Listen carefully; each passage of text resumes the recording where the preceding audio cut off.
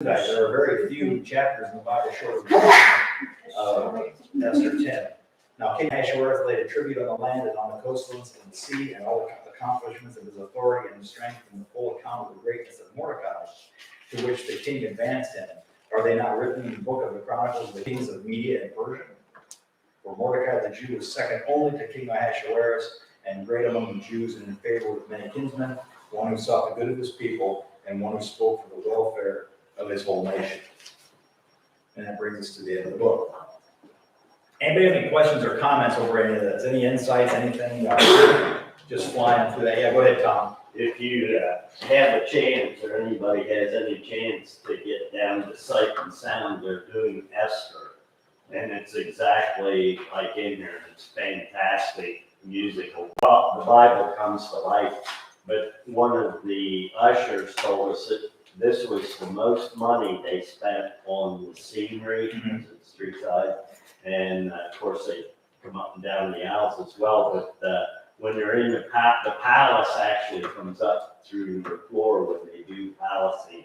But they do a great job. It's just like everything you were saying. It's worth the money to see. Yeah, go ahead. I was just going to say, it's the Bible coming to life. I mean, Sue and I went and saw Daniel years ago, and the Sight and Sound did, and that was really good. But the story, you can, as you read it, with all the twists and the turns, and with all of the ironic twists that take place within it, you can just see, go back in your mind's eye, envision that you're sitting around a campfire, and some old elder in Judaism, is telling the story of the shepherds, or telling somebody knows the story and they tell it. Because that's the kind of story it is. It's one of those really fun stories that you listen to, and it's entertaining because it's we all like ironic twists of fate. I know I do. They're fun to see, fun to hear. A lot of jokes are that way, and there is humor in this because of that. Irony oftentimes is very and it's the funniest part, of course, is when Haman has to lead Mordecai around, which is a complete reversal, and just shot him right off his horse, and humiliated him. And of course, that's what you, in the sense that you quote unquote like to see happen to those that are evil. Obviously, as Christians, and I know this is oftentimes hard to think this way, but we should. We want the evil to repent, is what we want. But other than that, it's neat to see God work things in such a way that the evil are foiled. So anyway, anybody else have any questions or I comments? think because of their Judaism too, their personalities come out in it when you see it live. And you can see her personality from here. How she was very polite and honoring and everything, not vengeful, And even the last part, aside from her, where the Jews defended themselves and killed, they didn't plunder. Right. That has carried over, I think, traditionally. I know there's times that things like that, but traditionally, our culture and our military tended to be, not one plunder, at least. At least in theory, individuals might have, but generally speaking, from the Christian perspective, you didn't do that. Right. You don't smash a town in Germany during World War II, and then go in and steal everybody's money out of the bank and all that sort of stuff. Right. It also shows that God's chosen people can be persecuted and suffer for a time, but then in the end, God's going to come to the rescue. Right. He's going to deliver. Yeah, he always does, and the wicked will be defeated. And that's something, again, that I think we were, as a matter of fact, when we were on vacation, the four of us, Sue and I went down with my sister Valerie and brother-in-law Dave, and most of you know them. And we were talking about that theme, that in a third world nation where they have nothing, when they're saved, they have nothing, and they have so much to look forward to because they have heaven to hope for. And we also look at that from the perspective of the first century Christians, because the first century Christians were oftentimes slaves.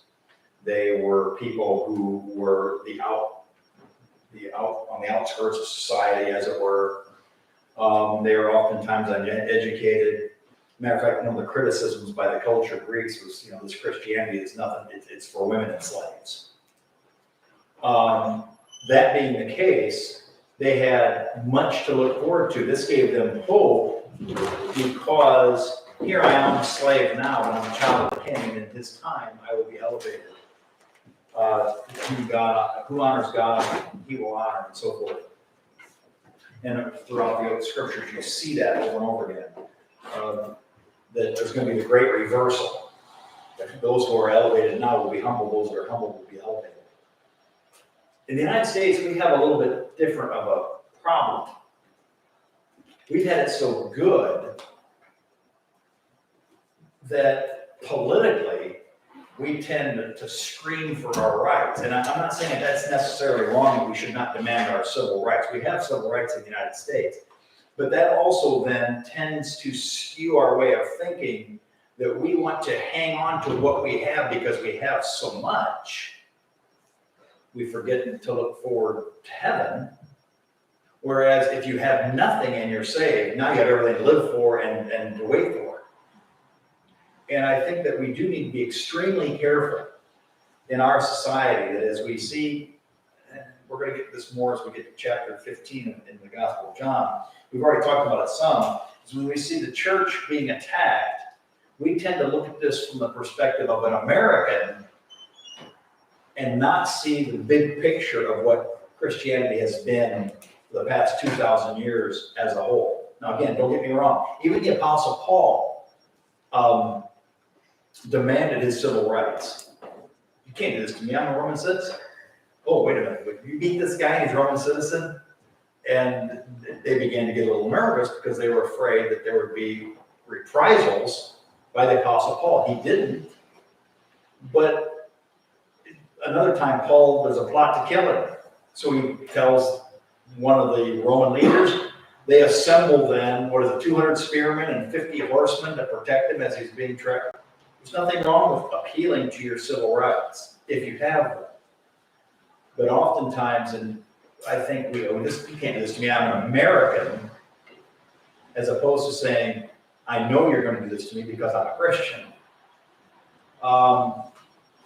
So I'm not sure how we got off on that, but it's something that Terry had said.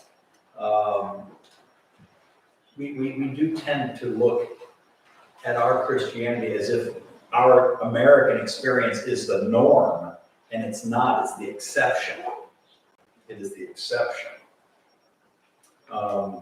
So anyway, we got to keep that in mind as we see perilous times coming upon us, and pray that God would give us a much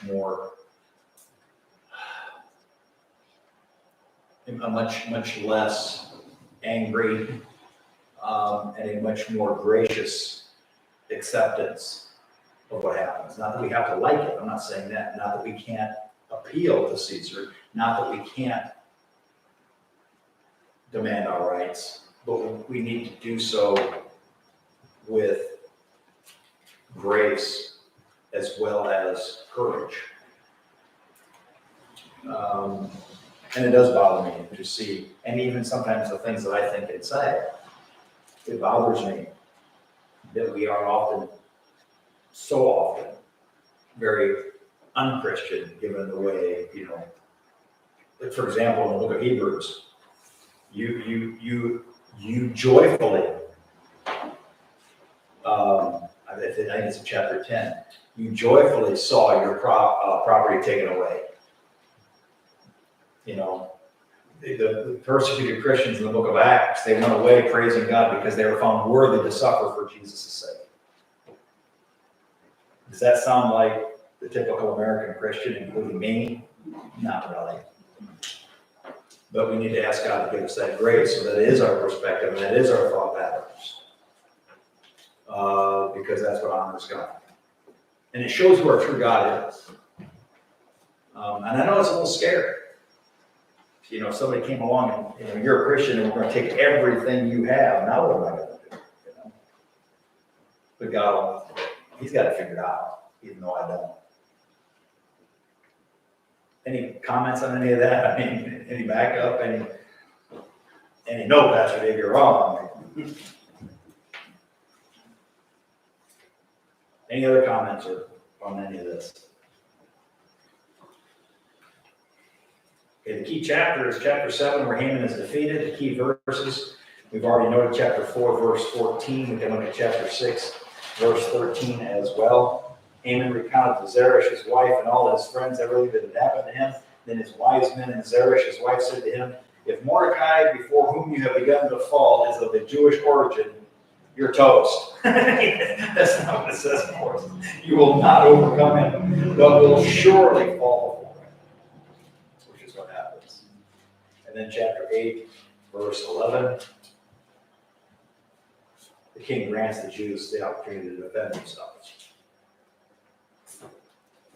Key people are Esther, Mordecai, Ahasuerus, and Haman. And the message is certainly God's providential care, God's love for his people, and the irrational nature of sin. Just because this one guy won't bother me, I'm going to kill his entire race of people. I mean, that's just ridiculous. But there are a lot of people throughout history, I'm sure, and I could probably think of some, but there are people who will cut off their nose to spite their own face. I don't care if I die, you're going down. I mean, it's just irrational to think that way. I'm going to destroy man, women, and children just because I'm a petulant little child. There's lots of historical instances. Sure. We always say about Hitler, so. Yeah. You know, that the Jews have been persecuted, they want to wipe them. Right. And the reason is, as long as the Jews exist, that lends credence to the truth of the scriptures. And of course, we as being part of that, you know, Christianity is merely chapter 2 of Judaism, as it were. The Judeo-Christian theology is, in a sense, one and the same. Obviously, we add more and have more because the New Testament fleshes out the Old Testament. But still, there's that worldview that is shaped by the Judeo-Christian worldview. And as long as there's Jews, as long as there's Christians, again, Romans 1:18, the wrath of God is revealed from heaven against all ungodliness and unrighteousness of men who suppress the truth and unrighteousness. Jesus has to be destroyed. In our text today, Lazarus must be destroyed. Christians must be destroyed. Churches must be closed. Because that is testimony that God existed, or God exists and created us. Applications, don't fear, be brave. God's in control of all things, can work out, that should say it's a misprint, can work out all events for good no matter how bleak things may seem. God's timing is perfect and sometimes it's humorous. Trust God, but do your duty as well. Rather than sit idly by and expect God to deliver us, we should use our wits, common sense, initiative, influence, and so forth to bring about the desired results. God ordains means as well as ends. God still has a special place for ethnic Israel. The Jews have never been abandoned in terms of God's plans and purposes. Yes, they've gone through some really rocky times. The Russian pogroms.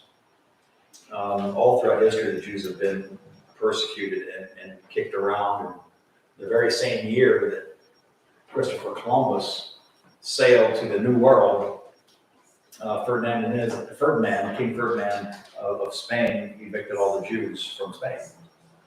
That's just one example that happened oftentimes throughout history. Greed and envy hand in hand bring the misery to a land. And Haman's a classic example of that. He brought bloodshed because of his envy, because of his pride. Don't be surprised at seething irrational hatred by the world towards God or the things of God. You can be sure your sin will find you out. Though weeping may endure for a night, a shout of joy comes in the morning. That's Psalm 30, verse 5. I believe. Any questions or comments? We're done with this. And we'll look at Job next week. Questions, comments over anything? Going, gone. If I had a gavel, I'd smack it on something made out of it. All right.